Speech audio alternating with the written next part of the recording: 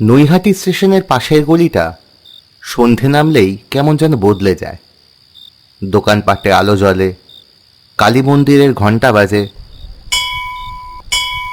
ধূপের গন্ধে বাতাস ভারী হয়ে ওঠে। সেই গলির একেবারে শেষে নৈহাটি জাগ্রত কালী মায়ের মন্দির। কিন্তু কিছুদিন যাবৎ মন্দিরের কেউই বড়মার মন্দিরে দরজা খুলতে পারছেন না। মা যেন সমস্ত গ্রামবাসীর কাছ থেকে মুখ ফিরিয়ে নিয়েছেন। লোকের বিশ্বাস, এই মায়ের কাছে মন খুলে বললে মা শুনবেনি।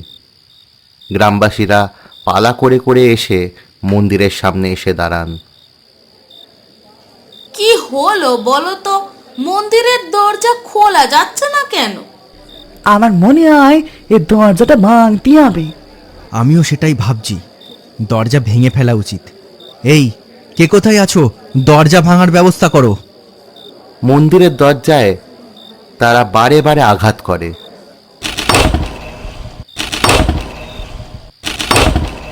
কিন্তু কোনো মতেই দরজা খোলে না। এমন সময় দরজা থেকে এক আলোক রশ্মি নির্গত হয়, আর সমস্ত গ্রামবাসী দূরে ছিটকে গিয়ে পড়ে।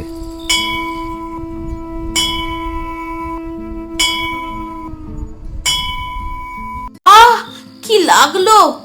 কি হলো বলো তো? আমি তো বুঝতে পারলাম না কি হলো। জানি না, মা কেন আমাদের প্রতি এত রুষ্ট? কেন? মা কেন গ্রামবাসীদের ওপরে রুষ্ট হবেন? মায়ের কাছে তো সবাই সন্তানেরই মতো। সবাই রাত্রিবেলা বাড়ি চলে আসে।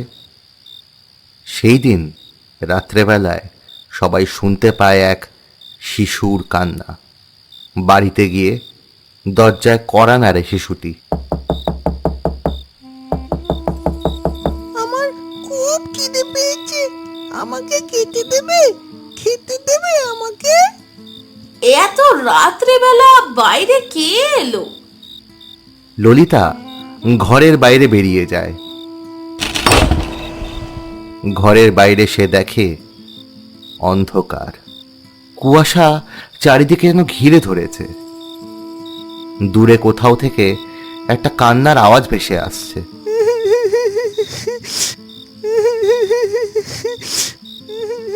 কিন্তু সে কাউকে দেখতে পায় না। দরজা বন্ধ করে দিতেই আবারও শুনতে পায় সেই কান্না।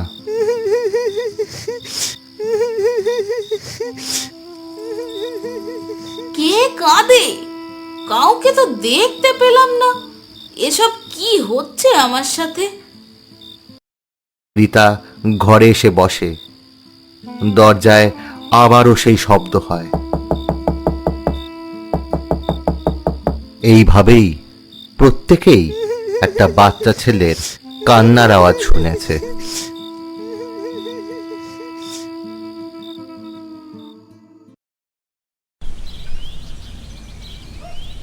চায়ের দোকানের সামনে একটা বাচ্চা ছেলে দাঁড়িয়ে আছে অনেকক্ষণ থেকেই। তার নজর একটা বিস্কুটের ডিবের দিকে। এই এই যা যা, এখান থেকে চলে যা। খুব খিদে পেয়েছে, খেতে দাও না। যাবি না মার খাবি?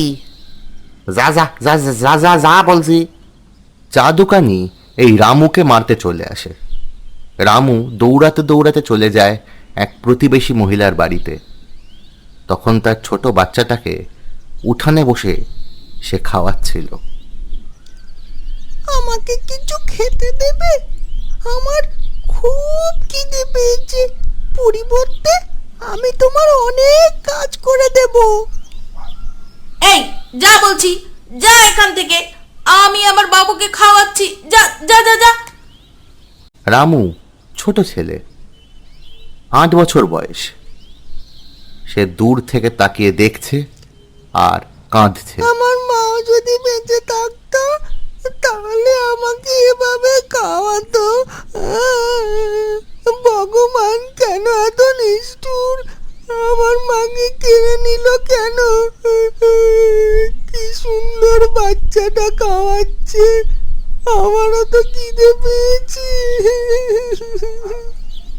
এই রে, ছেলেটা আমাকে দূর থেকে দেখছে আমার বাচ্চার খাবারটায় নিশ্চয়ই লোভ দিচ্ছে। ওকে মেরে তাড়াতে হবে। এই এই, যা যা যা, এখান থেকে চলে যা, চলে যা বলছি এখান থেকে। ললিতাও বাচ্চা ছেলেটাকে তাড়িয়ে দেয়। বাচ্চা ছেলেটা কাঁদতে কাঁদতে মন্দিরের কাছে এসে বসে।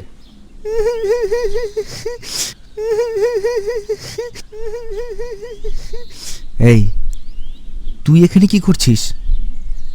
কেন এমন করছিস? এখানে বসে আছিস কেন? কিসের জন্য বসে আছিস? চলে যা এখান থেকে। আমাকে একটু খেতে দেবে? ঠাকুরের প্রসাদ, খুব খিদে পেয়েছে। যার কোনো জাত নেই, ধর্ম নেই, অনাথ, না জানি কোন জাত হবে। না না, হবে না, চলে যা এখান থেকে। যা, চলে যা বলছি। একদম মন্দিরে উঠবি না, চলে যা। মন্দিরের পুরোহিত তাকে তাড়িয়ে দেয়। বাচ্চা ছেলেটা কাঁদতে কাঁদতে মন্দিরের পিছনের দিকে গিয়ে বসে পড়ে।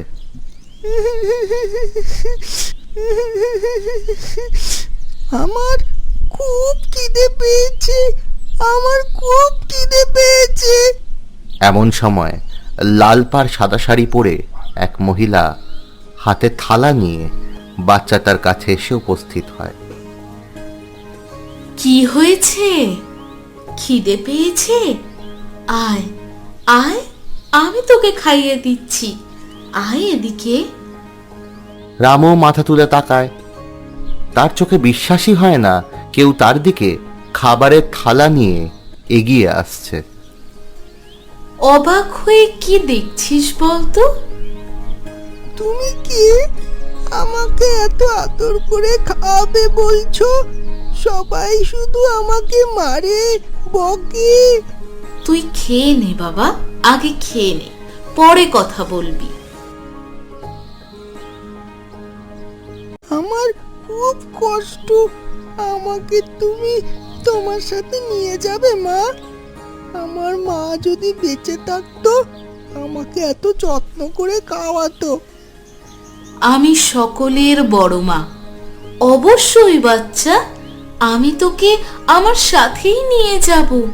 এই বলে সেই মহিলা ছোট বাচ্চাটার হাত ধরে জঙ্গলের দিকে অদৃশ্য হয়ে যায়। আর সেই দিন থেকেই মন্দিরের দরজা চিরদিনের মতো বন্ধ। গ্রামবাসীরা মাঝে মধ্যেই শুনতে পায় একটা বাচ্চা ছেলের কান্না।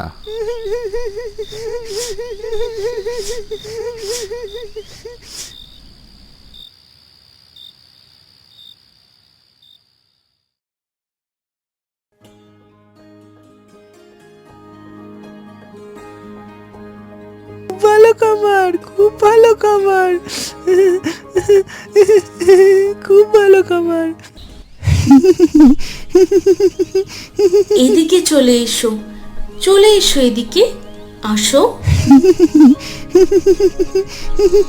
কদিন ধরে এই গ্রামে খুবই খারাপ অবস্থা সৃষ্টি হয়েছে।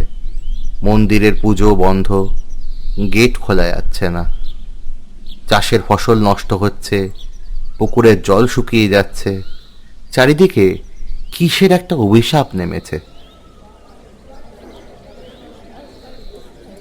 কি হলো বলতো? কি করা যায় বলো তো? কোনো কি উপায় নাই? এভাবে চলতে থাকলে পুরো গ্রামটা যে ধ্বংস হয়ে যাবে। বড় মা কোন কারণে রুষ্ট হয়েছেন? তাই তো মন্দির বন্ধ, পূজা নিচ্ছেন না উনি। সবাই মিলে বড় মাকে ডাকতে থাকে। মা, আমরাও তো তোমার সন্তান, আমাদের দেখা দাও। হ্যাঁ মা, আমরা কি দোষ করেছি? দেখা দাও আমাদের। মা কেন আমাদের উপর রুষ্ট? কি করেছি আমরা? সকলে মিলে কাঁদতে থাকে। দুপুর গড়িয়ে সন্ধে হয়ে যায়, রাত হয়ে যায়। রাত তখন ঠিক 12টা। সকলে যখন কাঁদতে কাঁদতে অসুস্থ হয়ে পড়েছে, তখনই হঠাৎ করেই ওদের সামনে এক আলোক জ্যোতি প্রকাশ হয়। মন্দিরের দরজা খুলে যায়, বেরিয়ে আসে বড় মা।